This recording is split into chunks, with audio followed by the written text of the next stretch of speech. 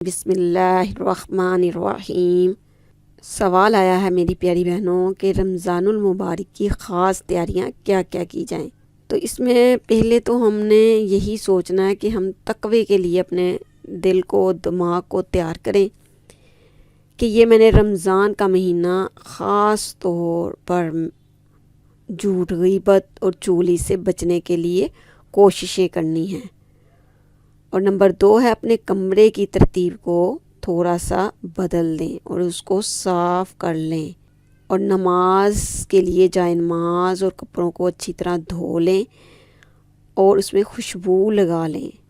اپنے کمرے میں ایک چھوٹا سا کونا عبادت کے لیے بنا لیں، چاہے کمرہ چھوٹا ہی ہو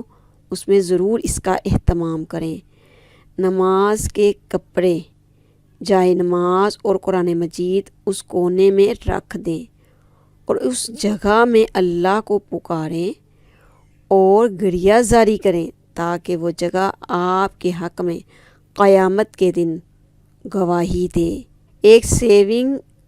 باکس بنا لیں اور اس پر رمضان سیونگ لکھ کر اور اس میں ہر روز پیسوں کی مناسب مقدار ڈالیں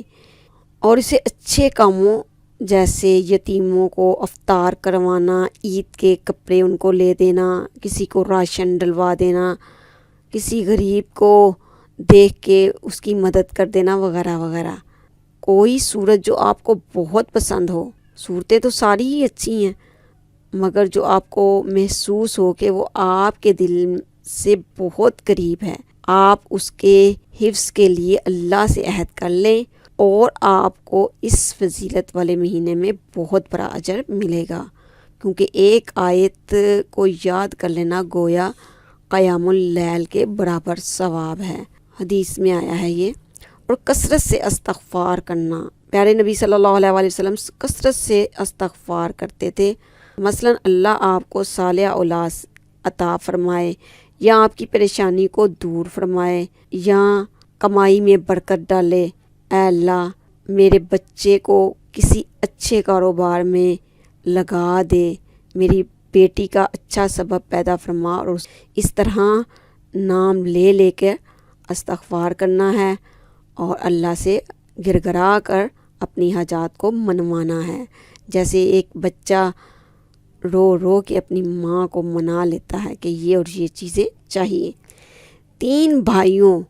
یا دوستوں کے لیے دعا روزانہ مخصوص کر لیں، یعنی روزانہ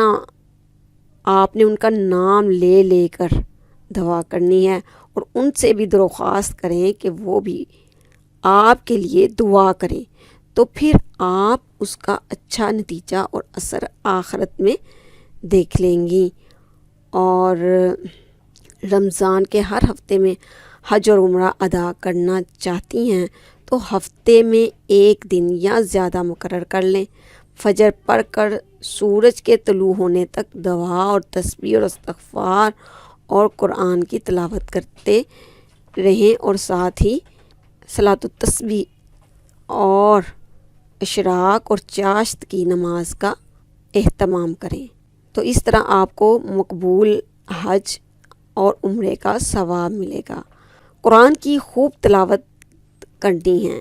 اور یہ نیت کر لینی ہے کہ آپ نے 3 قرآن مکمل کرنے ہیں، تو اگر نہ بھی ہو سکے تو آپ کو نیت کی وجہ سے قرآن کے ایک ایک حرف پر 10 نیکیاں ملیں گی۔ تو رمضان میں تو یہ اجر کتنا بڑھ جاتا ہے، 7 گنا، اور یہ 10 گنا، اور اس کے علاوہ آپ کی نیت پر ڈپینڈ ہے کہ اس سے بھی زیادہ ہو سکتا ہے، لہٰذا موقع سے فائدہ اٹھائیں، ہر روز کچھ رقم رکھ لیں اور ہر 10 دن میں کسی کو صدقہ خیرات کر دیں۔ اے اللہ ہمیں رمضان تک پہنچا دے، رمضان کو زندگی کا موقع سمجھیں اور اس ماہ خیر کو غنیمت سمجھیں اور دورہ قرآن میں حصہ ڈالیں، اور انفاق جس طرح پیارے نبی صلی اللہ علیہ وآلہ وسلم کرتے تھے اس طرح ہم بھی کرنے والے ہوں۔ جزاک اللہ خیرہ۔